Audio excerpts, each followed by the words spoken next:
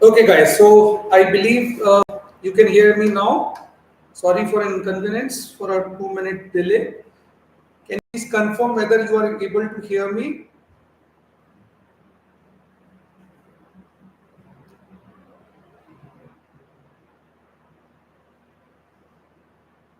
Whether you are able to hear me? Just confirm.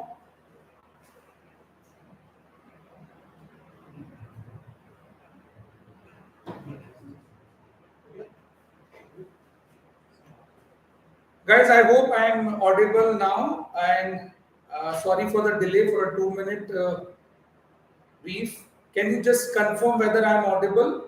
You can chat box me. You can put in a chat box. Yes.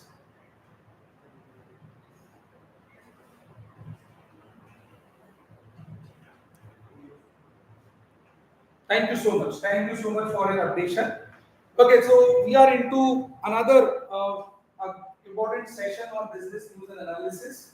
I have carefully crafted some important topics for you, and these important topics will be very, very useful to a context of business and understanding. But before I start, I must say one important statement which should always remember in your mind that, guys, these sessions are just a kind of a informative session, informative understanding, but will not be useful until unless you will start reading by yourself. Remember this word: if you read good, you will be definitely leading the world in future. So, needless to say, the importance will only come when you will start reading different articles, different paragraphs, different books, and so on and so forth. So let us proceed for the news today.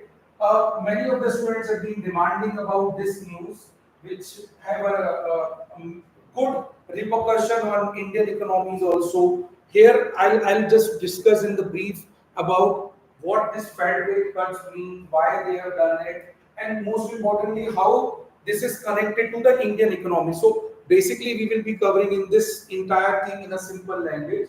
You can put forward your queries in chat box while I'll address once I'll deal this about this news.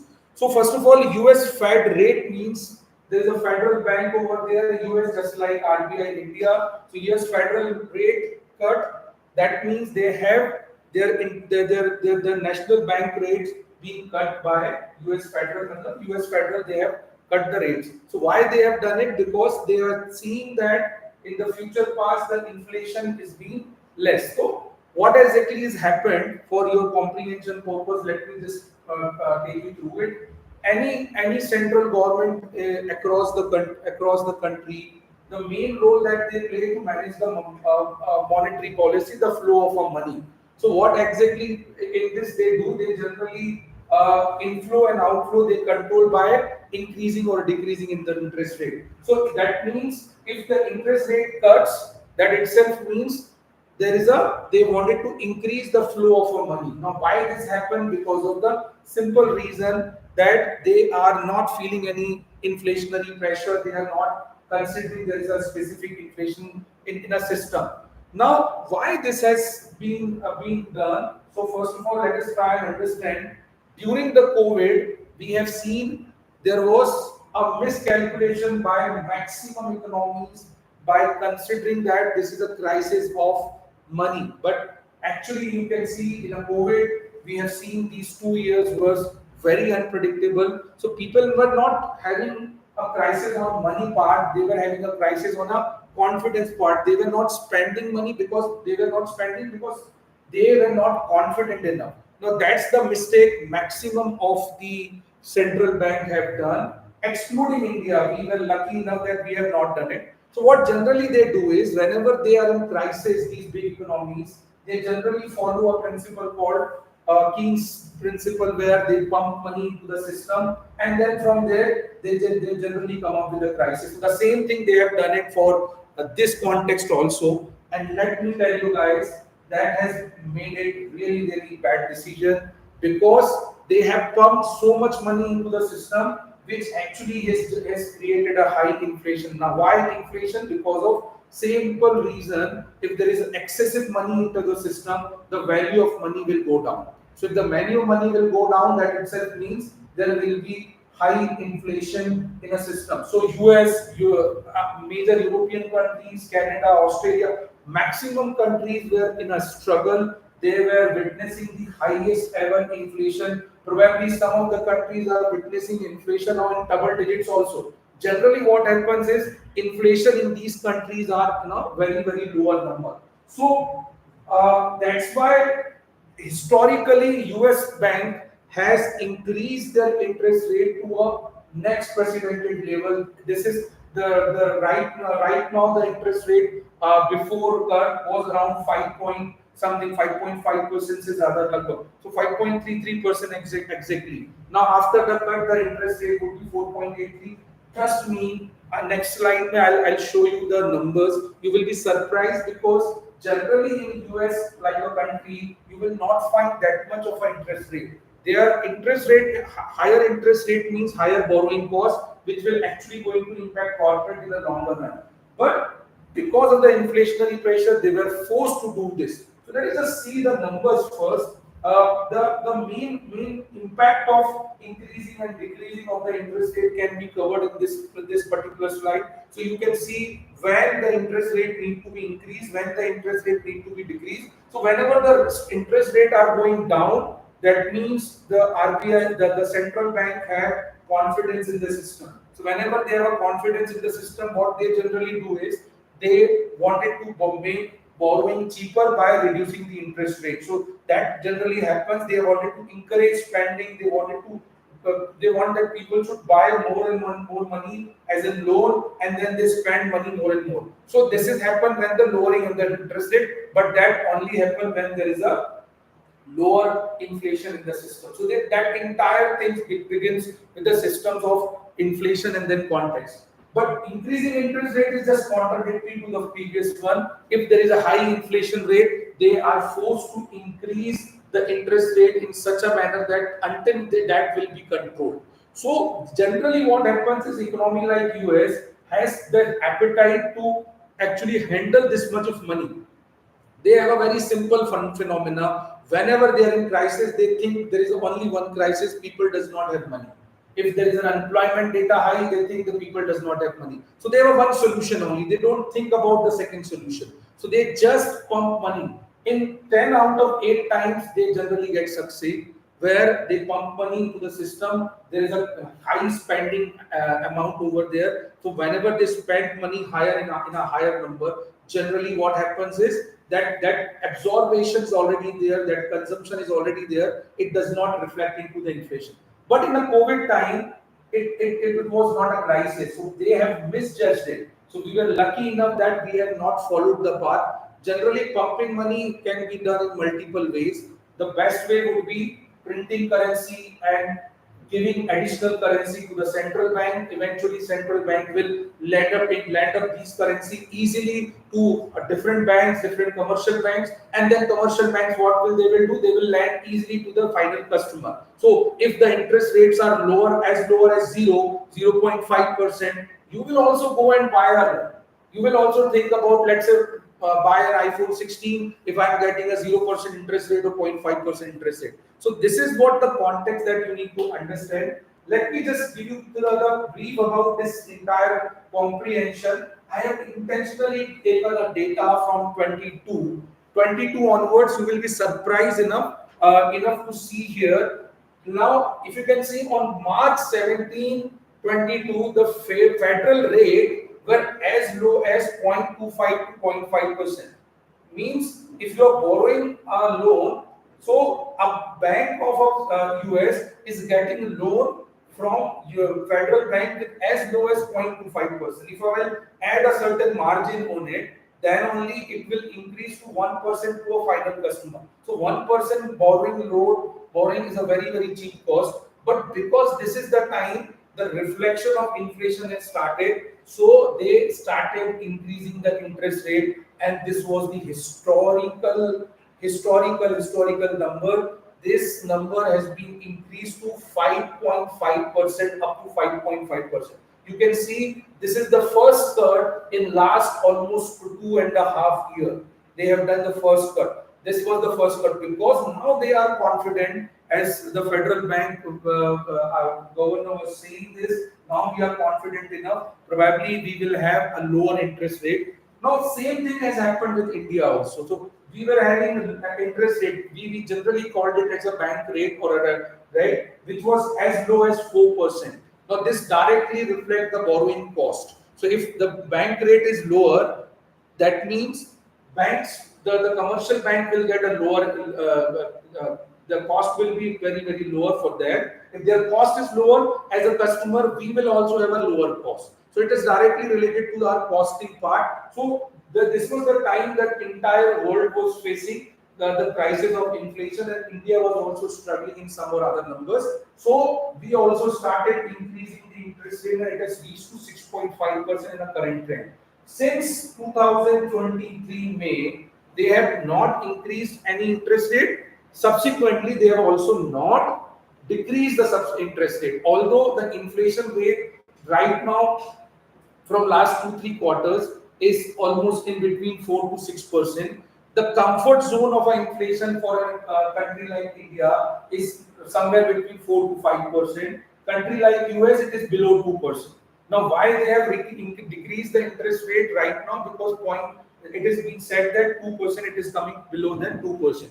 So this is the entire structure. Federal bank has increased. Now, what would be the subsequent benefit for it or a disadvantage for it? What would be the impact on it? Let us try and understand. Please don't relate with the today's news. Today, Sensex was dropped with a historical number, once again with a huge number. Today's impact on Sensex was not because of the federal bank. It was the impact of the war which is going on in between Israel and Iran. So that's the different context. But understand, if there is a lower interest rate, that means the lower return in US. If the lower interest rate, lower return in US. If the lower return in US, the investor of US will go to other countries for finding out more returns. So what will happen effectively if the interest rate will go down to the historical low as a 0% or 0.5%, the investor will take out their money from the US system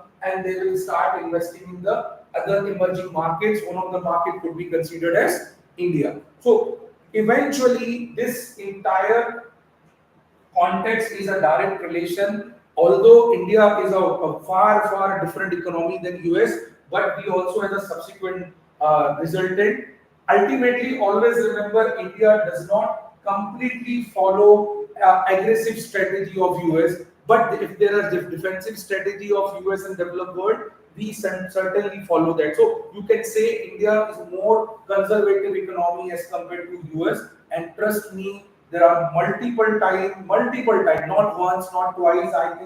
We can say multiple times India has proven ourselves very correct. Our conservativeness has actually affected India positively rather than negatively. Yes, in some cases we may find that growth is not coming up because of the interest rates are low. But overall, I believe that has a positive impact. You can talk about 2008 crisis or 2020 COVID crisis. Every time India has done it correct perfectly, and that's the way it should be. So I think this is the first news, guys.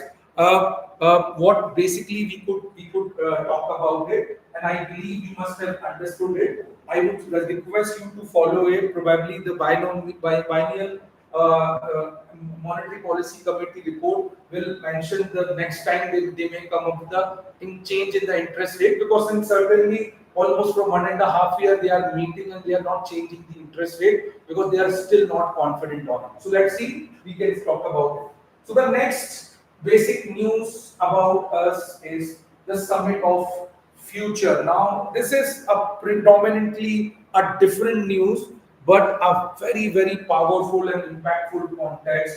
I would absolutely urge every one of you to understand this news, because Summit of Futures will have a very important repercussions, a very important positive context which every one of us. So in a broader context, when you will see Summit of Future has two major contexts that was there. I hope you know who is he. He is Mr. Antonio Guterres, who is the General Secretary of UN.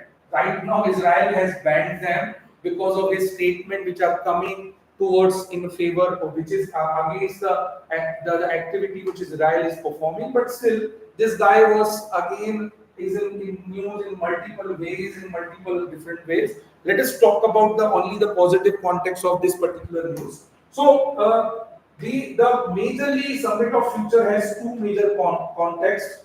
Okay, just a minute. First would be the two major things being discussed in the summit of future. Actually, this was subsequently planned by Anthony Guterres way back, and I believe it has a very good positive attribute. So this summit was connected with the two major aspects. First is the global digital compact. So there is an absolute need of preparing a common global digital context. When we say digital, when we talk about digital platform, we know how world has aggressively shifted towards the digital world. We could simply say the world of digital is absolutely different from the other world, but subsequently this particular world has also come up with multiple tasks, multiple challenges. The major challenge, the major task is how to moderate, how to understand, how to actually moderate this entire structure. So this discussion was happened, but parallelly, the second important thing, which is probably the most important point, is was there that we need to talk about declaration on the future generation. We actually call them as the sustainable development goals. So this SDG is the contextual, very important thing which is being discussed. Although all SDGs were not popularly discussed in this particular summit, but this is one of the important part of this summit where we need to talk about it, where there are 17 goals being planned. Okay, this was first introduced in 2015, which with an expectation of 15-year down the line, 15-year plan of sustainability on a development front. We wanted to be on a sustainability side, so we needed to be prepared a goal. When I say, we have made a vision of development as well as the sustainable part. So this has basically 17 type. I'll just quickly name the name of them. They are again bifurcated into multiple categories. I would absolutely urge every one of you to go and understand this news very detailed. First is no poverty is the first and the foremost goal. No hunger, zero hunger, good health and well-being, quality education, gender equality, then clean water and sanitization, affordable clean energy, decent work and economic growth, industry innovation and infrastructure, reduce inequality, sustainable cities and communities, responsible consumption and production, climate action, life below water, life on land, peace and justice and strong institution, and partnership for the goals. These are the 17 way forward, you can say, about our future. This plan is being done till 2030. So let me just give you the timeline also, so you will have a basic understanding towards this. The timeline of this is such a way that first it was introduced in 2015 with the agenda called 2030 agenda. Then 2020, when 2020 there was 75-year happened of United Nations formation. United Nations was established in 1945. So from 45 till 2020 it was 75 year completed. So there are UN 75 declaration. Then common agenda. Then the 23 there was an SDG meet. 20 to 24 there was a proper discussion behind it, and 24 this pact of the future is being completed. Now you can simply say the timeline is covering multiple aspects of it. That is very crucial and comprehensive. We need to actually talk about it. First, this being as I told you introduced in 17 with this. Then there are declaration of that. Then there are common agenda has come up with this, and then in 2030 we started talking about how we can actually comprehensively reach to this 2030 agenda. Then 22-24 there was General Assembly passed the resolution to hold this summit on last week. That's why I have taken the news. 20 to 23rd September was 10 days before, and then this is being discussed in this. Apart from this future generation, the most important thing that they had come up with a SDG is about the digital global compact. That is again a very crucial point. Now, here are some good numbers related to the SDGs, which we really need to comprehend well. And our Prime Minister was also there. So basically, he has also mentioned few things. Although, see, still you need to understand, when I was reading this news, almost 17-18% of the target has been achieved in last almost 9 years, 8 years. So still there are 6 years to go. But see, what happens is when this comes with an international forum where 190 plus countries are there, so it is quite difficult, quite challenging to convince all the things. So when I say sustainable development, that does not mean come with very simple things. This require a lot of effort, lot of money, lot of sacrifices from the specifically from the developed nation. So the countries like China and other countries are not generally accepting this very easily. So it is quite difficult, but still they have achieved many things. You can see some numbers. Renewable energy consumption has drastically improved from 16.7% to almost 18.7. It may also increase with some more numbers.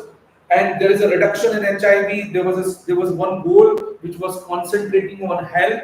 Then child mortality rate is also decreased almost 4.9 million. And then internet access, again digitally internet access has been reached to a next level. 95% now people are connected. That's why the digital compact is also required. And lastly, about in this news, we also need to talk about our Prime Minister's speech. I'll mention few important points that they have mentioned. He has mentioned in this speech, and that is very, very crucial, I believe, guys. You need to understand this. One of the important points that he has mentioned is about the conflict which are happening. We are pretty much aware that right now, post-COVID, the world has once again shifted to the era of 1920s, 1930s, where there are subsequent wars are happening. So currently, which are the conflicts are happening, we really need to understand that overall this cannot be solved by power. This can be solved by the cooperation of the common agenda. So first thing he has mentioned about the cooperation. Second thing about he has come up with the three major threats about cyber, maritime, and space. Parallelly, he is also urging to make a global digital rules. India is also witnessing the problem, the challenges about major digital happening. What I believe that is one of the points that he wanted to take it forward. Global digital rules. It is a need of an hour, because if there is no global digital rules, this entire thing will go again haywire. Apart from that, he has mentioned about his achievement in last 10 years. About 250 million people have been uplifted from the below poverty line. He has also mentioned about the inclusion. Last year, India has done G20 and G20 summit. The biggest achievement, if somebody will ask you about G20 summit, which has happened in India, was inclusion of African Union. We could successfully expanded the G20. So now G20 will include the African Union also. So ultimate purpose is to this entire thing is to include those regions also which has not been touched upon. Now, why he has mentioned this? Because he was pointing towards the UNSC, United Nations Security Council. You can see in this right now also the UNGA was happening. So under the UNGA, United Nations General Assembly, maximum of the world leader has mentioned that there is a need of expansion of UNSC. So United Nations Security Council is required to complete this. And we all know once this UNSC will be expanded, I believe India will be the first country to join hand in this league of 5 nations. Currently, there are only 5 nations who have veto power. We called it them as a permanent member. India definitely deserves. Why India deserves? You can see the statement mentioned, that the interview of Mr. Jaishankar also. All world leaders were saying India is the largest populous country in the world. We are the largest democracy. We are the 5th largest economy and will reach 3rd largest in very soon. Then India is the most responsible nation. We have never shown an aggression strategy. India is being responsible in terms of sharing the resources also. You can see during the COVID time, we have not only distributed free vaccines, but also we have distributed multiple aids to different countries which are required. So in multi-front, India is one of the nations. We are the country who have included African nation. So multiple ways you can talk about where India is one of the key player. Apart from that, he has talked about the digital public service we have used so far, which was successful, and he has given a vision of one earth, one family, and one future. So this comprises about the entire future summit. The most important thing I would urge everyone is to understand about the SDGs. It is one of the important point in this era. Okay? Now let us move to the next important things I believe, which was being connected towards the Quad. So I think we all know another summit, Quad summit. So these are the four countries you can talk about. We should know the name of the four people. Also, I'm mentioning this. This is Australia's Prime Minister, Mr. Anthony Albanese, US President Joe Biden, then Japan's President Fumio Kishida. Fumio Kishida is no longer now a Prime Minister because he has and some other person has won the election. Prime Minister of India and Narendra Modi. So Quad is nothing but a security alliance. Why it is called a security alliance? You can see in this map. This map is a perfect example. So these are the four countries. When we will plot in a map, and you will just add these dots to it, will form a quadrilateral. So what does this quadrilateral is? Quadrilateral is nothing but a quadrilateral's subsequent short form. So why this entire summit was formed? Who has formed it? Why it is important for India? But before that, Quad is when and somebody will ask you what is Quad. You can simply say Quad is a maritime security alliance between these four nations. So this basically focus on the maritime securities of Indian and Pacific Ocean. So you can see here Indian and Pacific Ocean. This is nothing related to the border issues. This is nothing related to any economic transaction. This is nothing. It was basically formed in the year 2007 because there was a huge tsunami happened in Japan. So that time Prime Minister of Japan has actually initiated this. Mr. Shinzo Abe, the great Shinzo Abe, one of the very popular leader ever happened in the Japanese history. Mr. Shinzo Abe has first actually requested to form this alliance, but the purpose was not China that time. The purpose was to have a common security alliance in terms of the future disasters which can happen. Japan has witnessed the huge tsunami in, I think if I'm not wrong, 2004 or 5 in a year. So this alliance was initially formed in 2007, but बहुत ज़्यादा interest नहीं था. आराम से 2007 में जब ये start हुआ, so maximum of people were not that interested on this context. So what they have done is they have very easily they generally क्या होता है जब बहुत ज़्यादा अगर interest नहीं होता है तो इसके बारे में ज़्यादा कोई बात नहीं करता है. So 2007 में although it was formed, but actually it is revamped in the year 2017. Now 2017 से 7 से 17 में थोड़ा dramatic change हुआ और वो change था basically in China. What has exactly happened? China में we had a new president.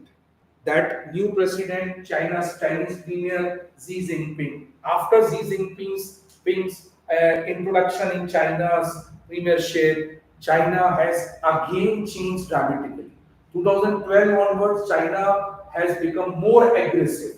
Their approach towards the world, specifically towards the neighbors, specifically Japan and India, both are the neighbors of China. So the problem with China is they were very aggressive in economic front also and in military front also. So 2012 onwards, there was an issue, there was a problem. Many were facing. India were also struggling. Japan were also struggling. So after Donald Trump's induction in the US president, India and Japan once again requested to restart this entire dialogue. In 2017, after 10 years almost, this entire discussion, the entire summit has restarted, and then one by one, this summits have started happening. So this summit was recently happened in Delaware, US, and India will be the part. India will be hosting this summit next year. So I think Quad is again a subsequently an important context for Indian point of view. China, we are already struggling with multiple front, although this does not context with LAC or Chinese border, but this is also important because of the many contextual reasons where China will not be able to dictate in multiple fronts in terms of the Pacific Sea, Pacific Ocean, and Asian Sea. So I think about this quad, this much is the reason. I have taken up a news only on the month of September, which was very new. So I believe you can also consider me connect. Now, after this, I have come up with another news with related to China's economy, which was primarily contextual towards the negative sides of a China, which was happening, which we can simply say. So China is in a struggle context. We can simply say China is basically struggling, and in terms of struggling, these some numbers are coming. The numbers which were basically primarily in terms of the balance of payment. So we could talk about what does the balance of payment actually signify, and then accordingly I will put up a reason why balance of payment is being reduced. What are the major consequences? What could it impact to the India? Now, balance of payment is nothing but your capital account and current accounts balance. So generally in any economy, it should always balance just like a balance sheet. So if let's say an example of India, India has a current account deficit. Current account means imports are more than exports. So if imports are more than export, current account deficit is there. So we have a deficit in our current account, but the deficit, the amount of deficit will be adjusted in capital account, because the amount excessive that we are borrowing from other countries or importing from other countries is actually will be considered as a capital or a goods which can be included in capital account. So balance of payment of any country need to be always equal. Now the second point is why China has reduced the balance of payment of $15 billion.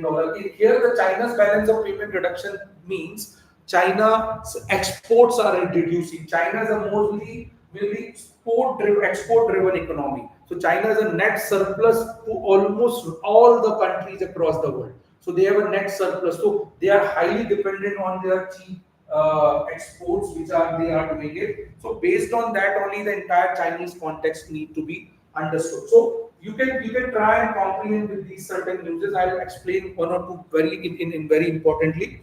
First of all, the most important thing is the trade war which is happening between European Union and the Chinese people. The main reason behind this is the electric vehicle. So for you people, you can just comprehend it. Next time, if I get opportunity, I'll discuss about the Chinese electric vehicle, how they have completely dominating the entire world in terms of the production of the specifically the batteries. The electric vehicle preparation is not a big deal. The most important component here is the batteries. So basically, what is happening? China has actually acquired maximum reserve of the lithium, and because of the maximum reserve they have, they can produce very cheap lithium batteries. Because of the cheap lithium batteries, they can very easily selling to the rest of the world, specifically the European countries. Now, when the European countries realize this, China's products are highly subsidized. They resisted. So initially they were resisting, but now they are started banning one by one. The countries have started banning,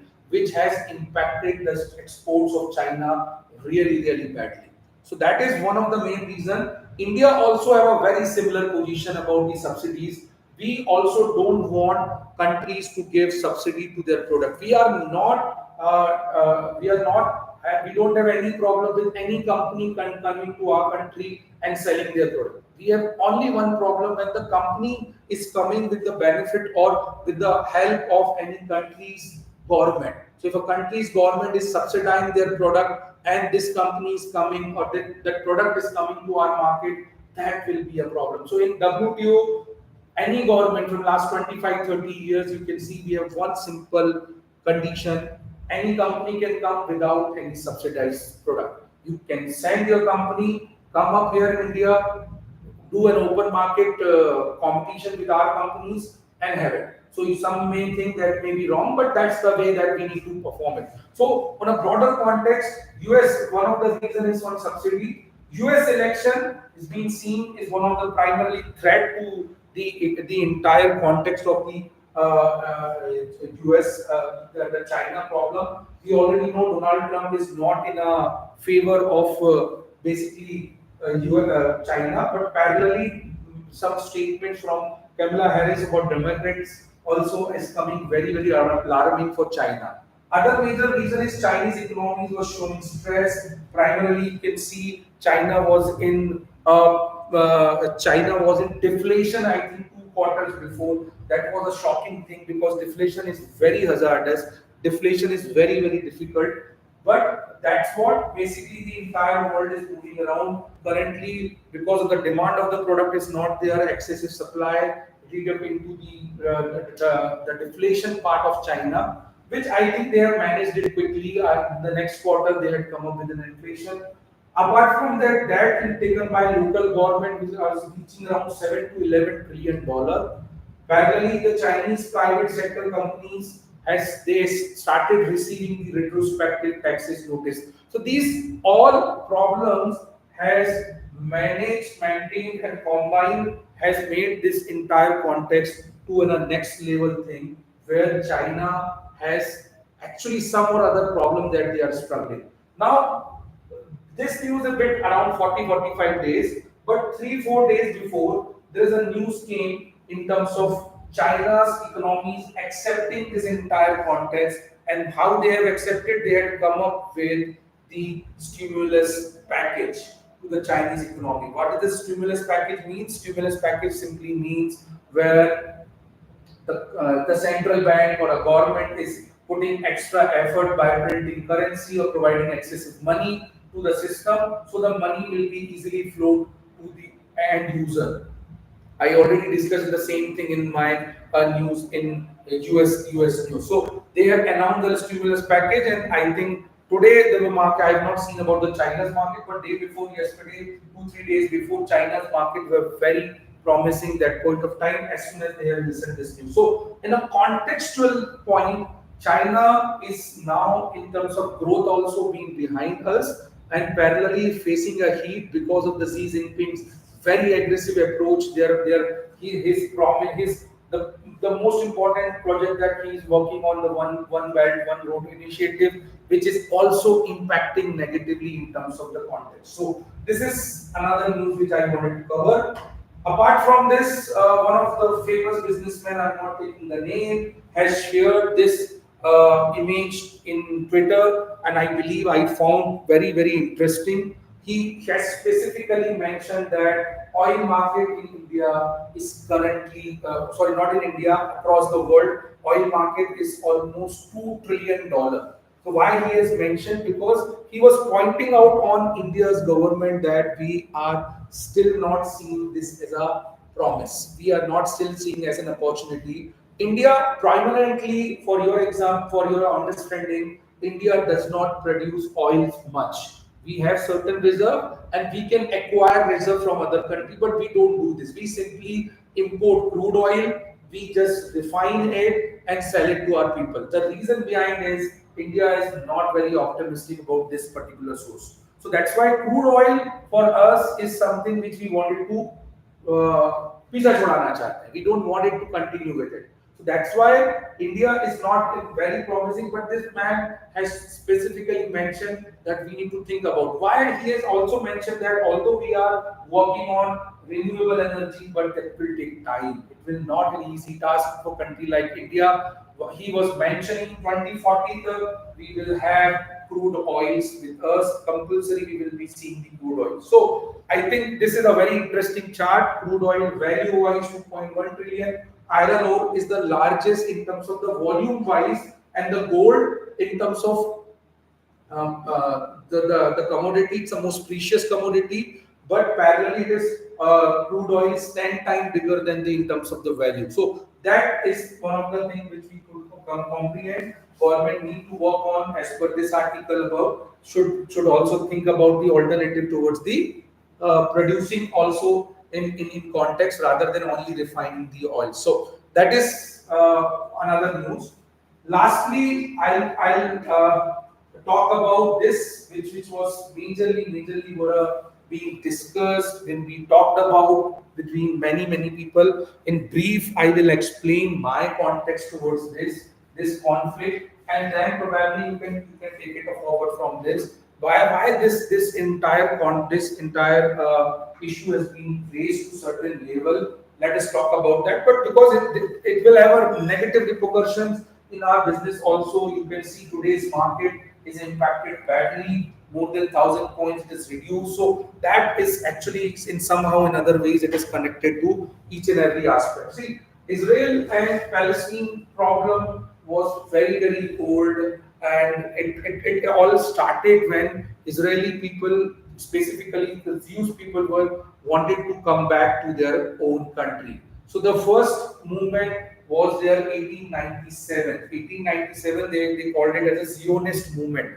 From there they started coming back to their own land. Originally they left their own land because of the simple reason they were not finding this land was promising. It was old land where maximum is sea, outer is this sea, and then probably the lands are also not that good. So they moved to the different places. Generally, were European countries when they settled. But somehow, some part of the Christian people think that Jews are the responsible of crucifying Jesus. So very prominent part of the Christian community was started brutally killing Jewish people.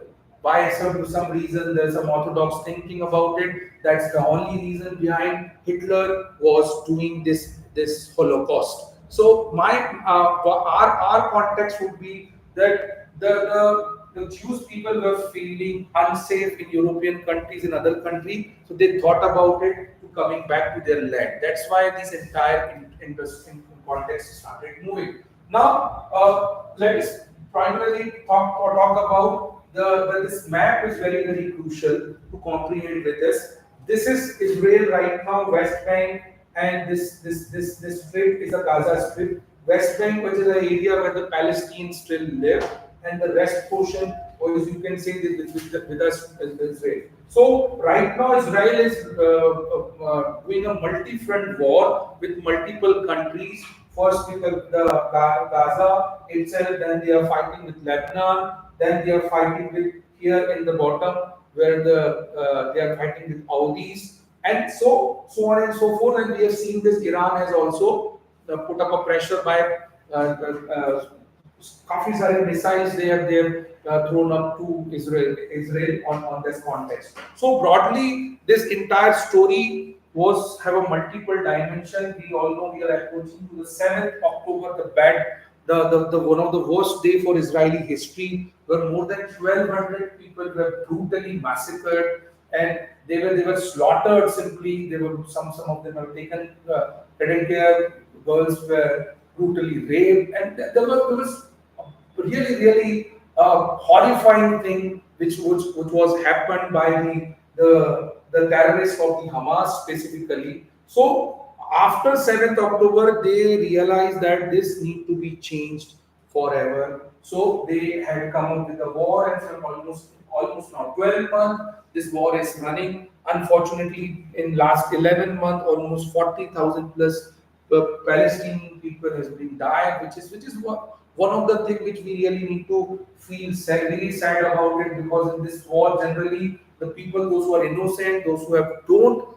don't have any context towards also war, they don't want any kind of a war, they get pissed off, and they generally get this kind of a treatment. Somehow, like these countries were struggling to come up with this.